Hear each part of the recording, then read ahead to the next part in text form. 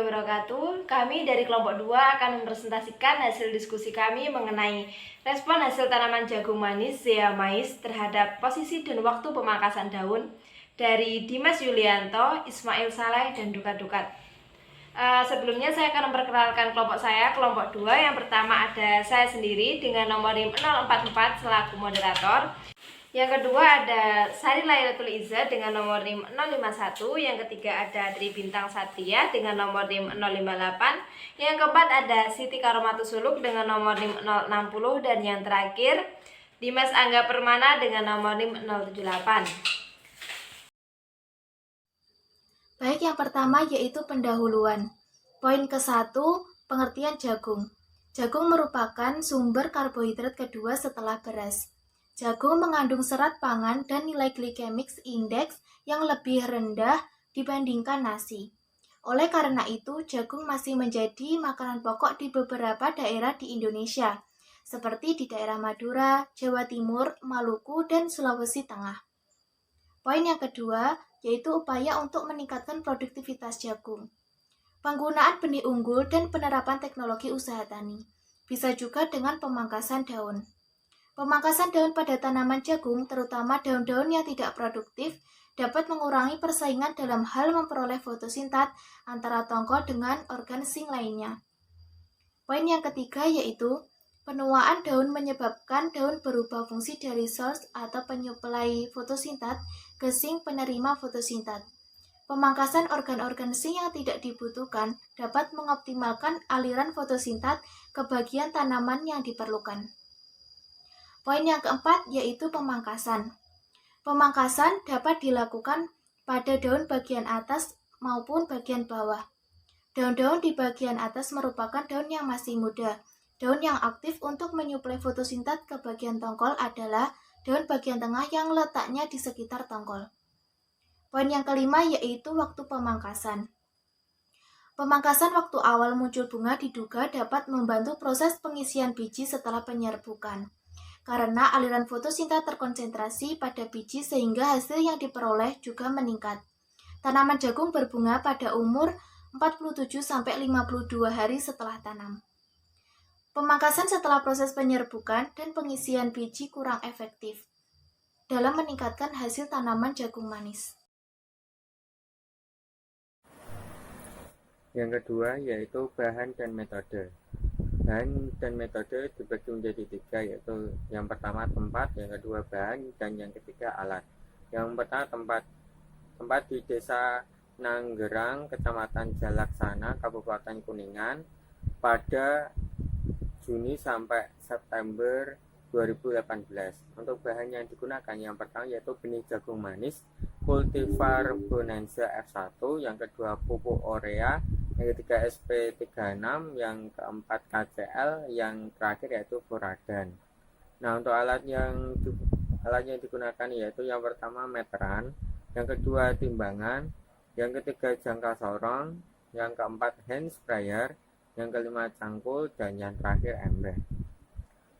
Rancangan yang digunakan dalam penelitian adalah rancangan acak kelompok atau RAK yang terdiri atas 10 perlakuan, yaitu P1 yaitu tanpa pemangkasan atau kontrol, P2 yaitu pemangkasan 3 daun atas pada umur 50 HST, yang P3 pemangkasan 3 daun bawah pada umur 50 HST, yang P4 pemangkasan 1 daun atas 2 daun bawah pada umur 50 HST, P5 pemangkasan 3 daun atas pada umur 55 HST, P6 pemangkasan 3 daun bawah pada umur 55 HST, P7 yaitu pemangkasan 1 daun atas dan 2 daun bawah pada umur 55 HST, P8 yaitu pemangkasan 3 daun atas pada umur 60 HST, yang P9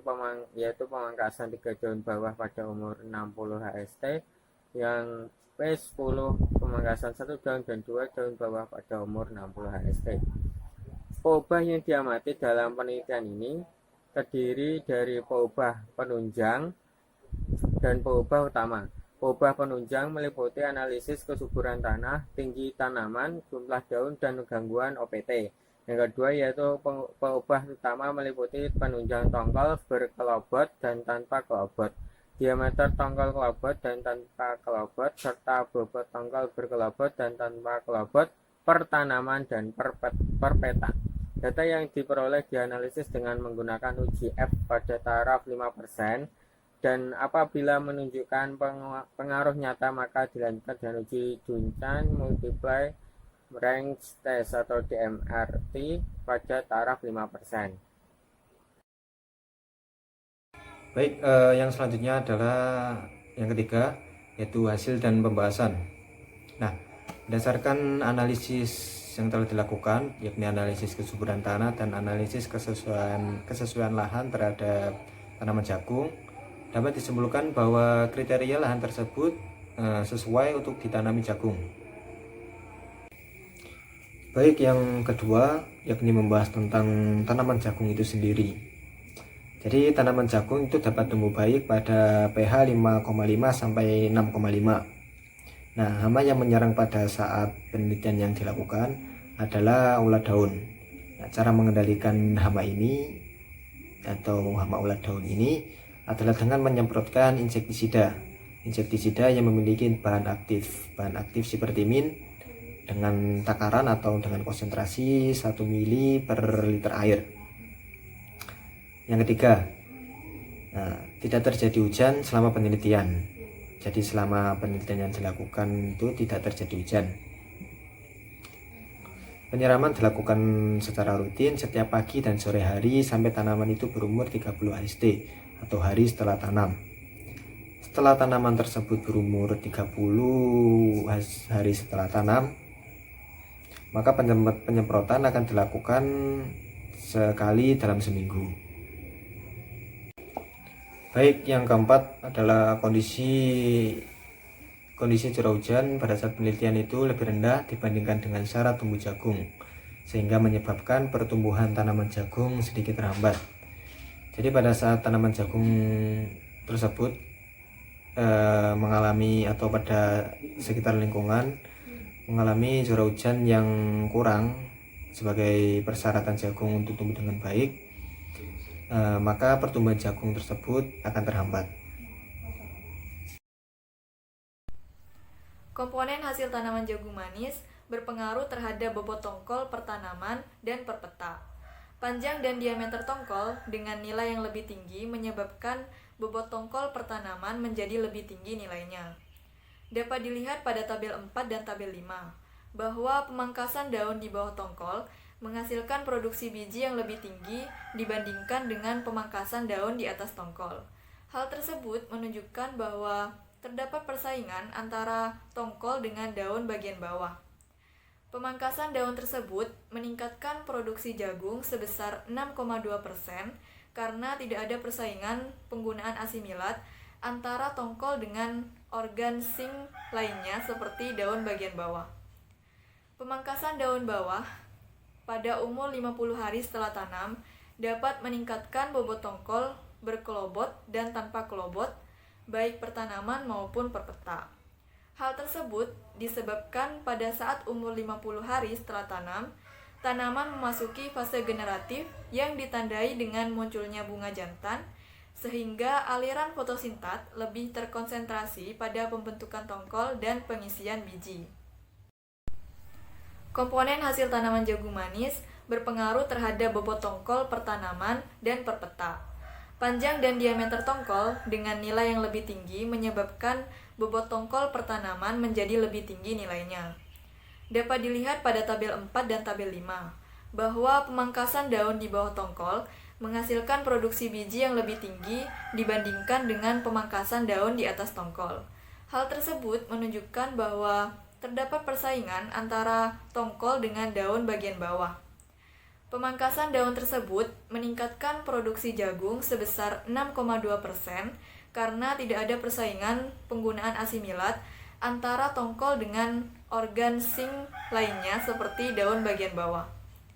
Pemangkasan daun bawah pada umur 50 hari setelah tanam dapat meningkatkan bobot tongkol berkelobot dan tanpa kelobot, baik pertanaman maupun perpeta. Hal tersebut disebabkan pada saat umur 50 hari setelah tanam, tanaman memasuki fase generatif yang ditandai dengan munculnya bunga jantan, sehingga aliran fotosintat lebih terkonsentrasi pada pembentukan tongkol dan pengisian biji.